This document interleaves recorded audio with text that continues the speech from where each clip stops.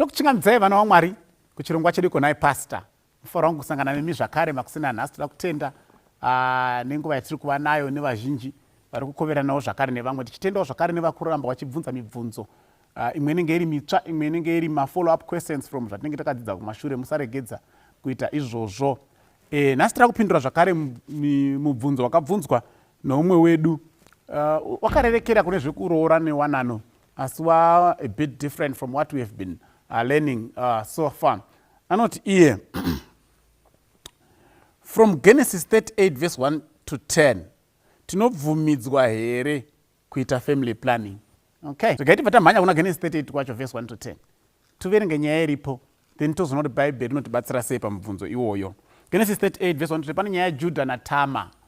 And it came to pass at that time that Judah departed from his brothers and visited a certain Adulamite whose name was Hira. And Judah saw there a daughter of a certain Canaanite whose name was Shua. And he married her and went in to her. So she conceived and bore a son, and he called his name She conceived again and bore a son, and she called his name Onan. And she conceived yet again and bore a son, and called his name Shelah. He was at Kezib when she bore him. Then Judah took a wife for his firstborn, and her name was Tamar. But Judah's firstborn, was wicked in the sight of the Lord, and the Lord killed him. And Judah said to Onan, the secondborn now, go into your brother's wife and marry her, and raise up an heir to your brother. But Onan knew that the heir would not be his. And it came to pass, when he went into his brother's wife, that he emitted on the ground, lest he should give an heir to his brother. And the thing which he did displeased the Lord. Therefore he killed him also. Saka ndopatorwa nyaya iyi nemunhu ari kuti saka tobvumirwa kuita family planning because munhu ari kuti Onan ari kuita sekunge akashandisa nzira yekuti pasava nemwana. Saka Mwari anotendera here kushandisa nzira dzekuti pasava nemwana. Pandira kuti nzwise kuti chisina kufadza Mwari apa pane zvakaitwa naOnan chii. Regai tange taverenga kuna Deuteronomy 25 verse 5 tichidzika tinyatsonzwisisa context yacho kuti chii chakagumbura Mwari pane zvakaitwa naOnan. Inyaya here kuti akarasira mbeu pasi kana kuti imwe nyaya. Deuteronomy chapter 25 verse 5. If brothers dwell together and one of them dies and has no son, the widow of the dead man shall not be married to a stranger outside the family. Her husband's brother shall go into her, take her as his wife, and perform the duty of a husband's brother to her. And it shall be that the firstborn son which she bears will succeed to the name of his dead brother, that his name may not be blotted out of Israel. But if the man does not want to take his brother's wife, then let his brother's wife go up to the gate to the elders and say, my husband's brother refuses to raise up a name to his brother in Israel. He will not perform the duty of my husband's brother. Then the elders of his city shall call him and speak to him. But if he stands firm and says, I do not want to take her, then his brother's wife shall come to him in the presence of the elders, remove his sandal from his foot, spit in his face, and answer and say, so shall it be done to the man who will not build up his brother's house.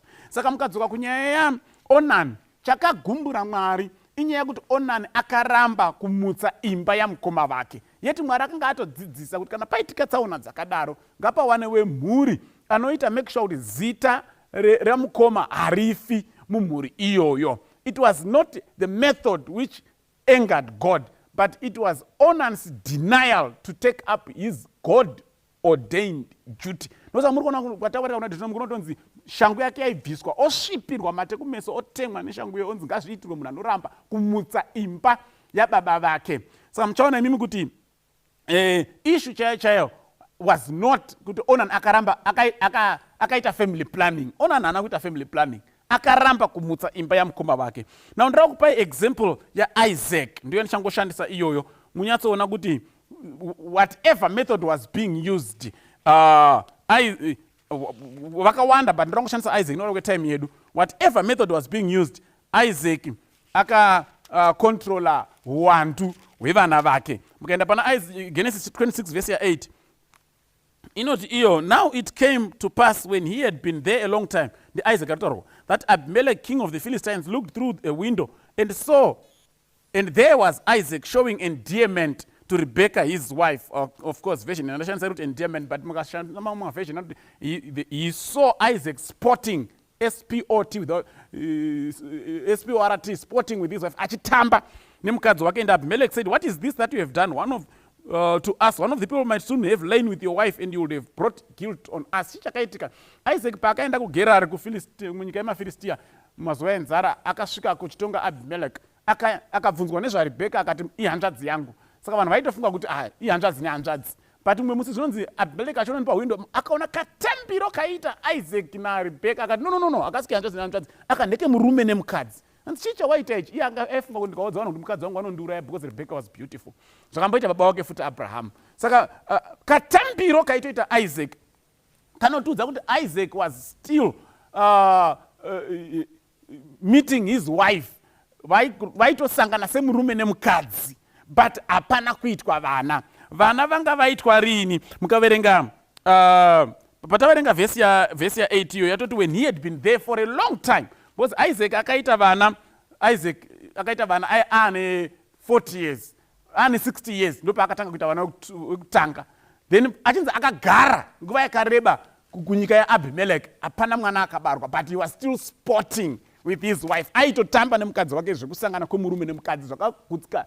Abimelech akagutsika kuti uyu murume nemukadzi uyu, but hapana vana vakaitika. Then Genesis iyo chapter 26 mukaramba muchidzika kubva pavhesi ya 12 to 14 pane pfungwa yendiri kuda ipapapo.